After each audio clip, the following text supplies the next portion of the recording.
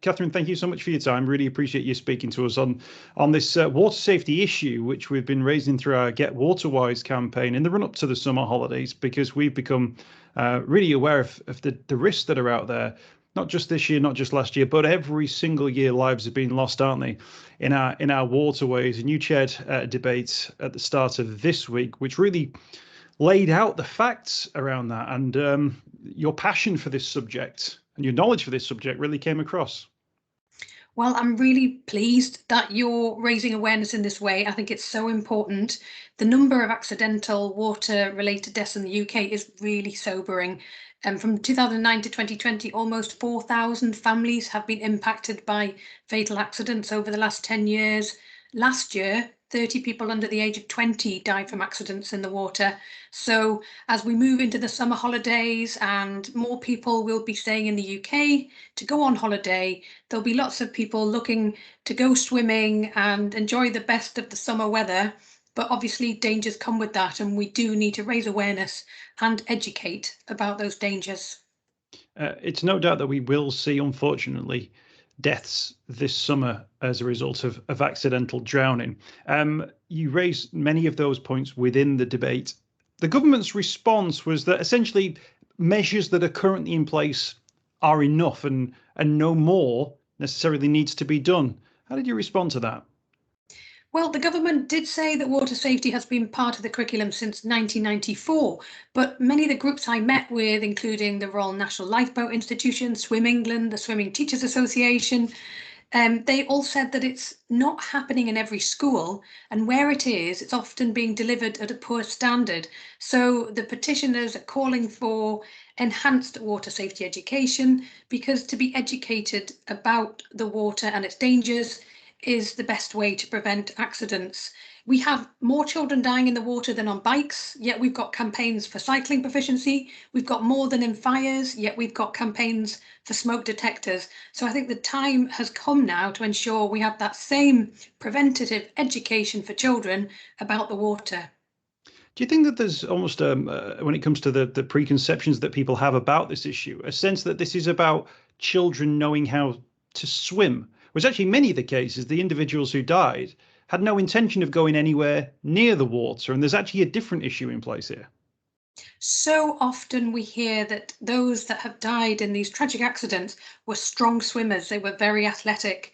The Becky Ramsey, who led this petition, who tragically lost her 13-year-old son Dylan 10 years ago, she said that it's not just about learning to swim, and actually by giving people confidence in the water, but without the knowledge that will keep them safe, we're actually putting children at risk. So it's about a class-based learning lesson about the dangers of the water. It's not necessarily just about learning how to swim. The passion of the families that we've spoken to as part of the Get Water Wise campaign has really come to the fore. And unfortunately, they've had to go through such a terrible experience to now call for this change, for that change to not come. It must be incredibly upsetting to them. I think for many of these families, they have dedicated their time to trying to prevent other families from going through what they are, and it's really admirable and very powerful, but it's not enough. We have to remove that responsibility from them, and we have to deliver it as a society. And in my view, the government needs to take on that responsibility of ensuring that every child gets to learn about the dangers that there can be in the water. And the best way to deliver that is through the classroom, because almost every child goes to school. And one thing that I learned in this whole experience is that it doesn't have to take a lot of time, and it doesn't have to take a lot of resource. We just need to make sure it's delivered across the board. And in terms of that, I mean, is the government's refusal to accept that change is required actually putting lives at risk, do you think, this summer and beyond? Well, I really worry about lives being put at risk when actually the prevention is there. Knowledge is prevention, education is the way to prevent it. And so as long as we make sure every child is educated by the water, educated about the dangers of water, we can absolutely minimize those risks. And we know that we've done everything we can to keep children, young people and adults safe.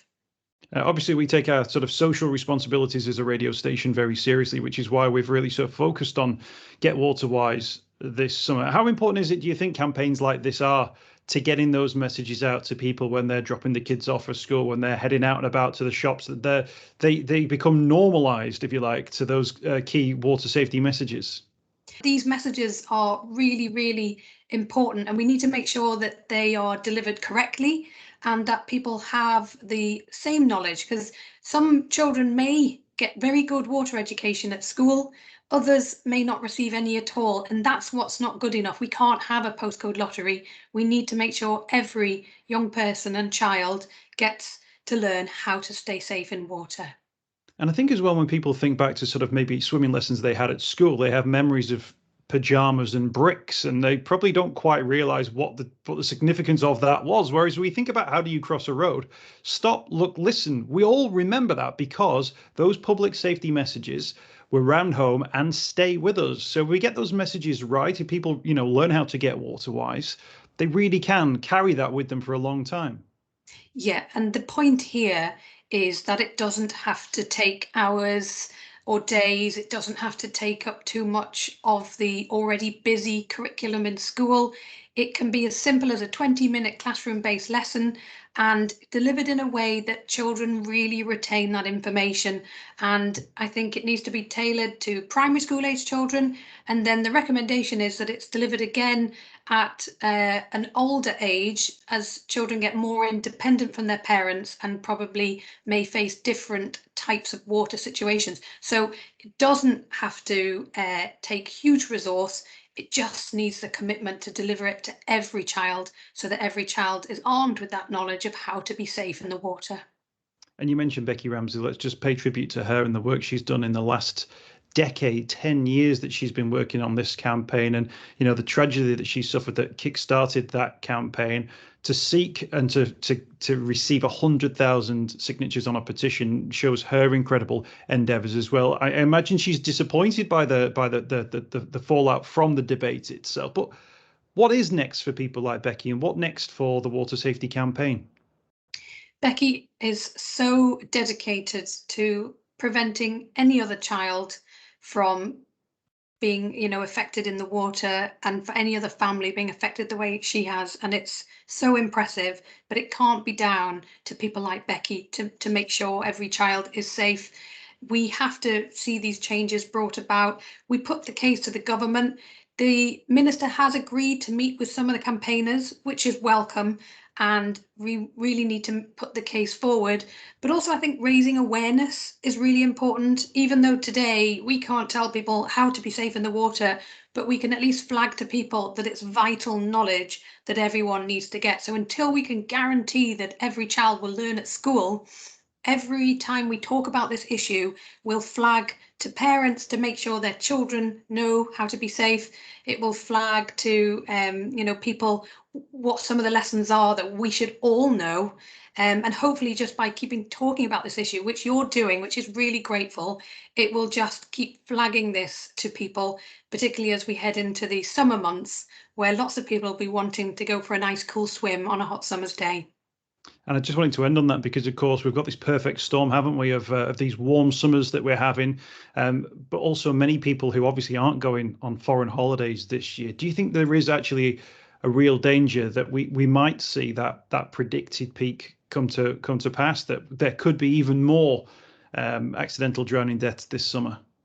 So, jumping into a river in England is very different from swimming in the sea on a beach in Spain with a lifeguard. And I think a lot of people will be experiencing a different kind of summer to the one they may be used to. So, educating about dangers in the sea, but also dangers in inland water, dangers in rivers.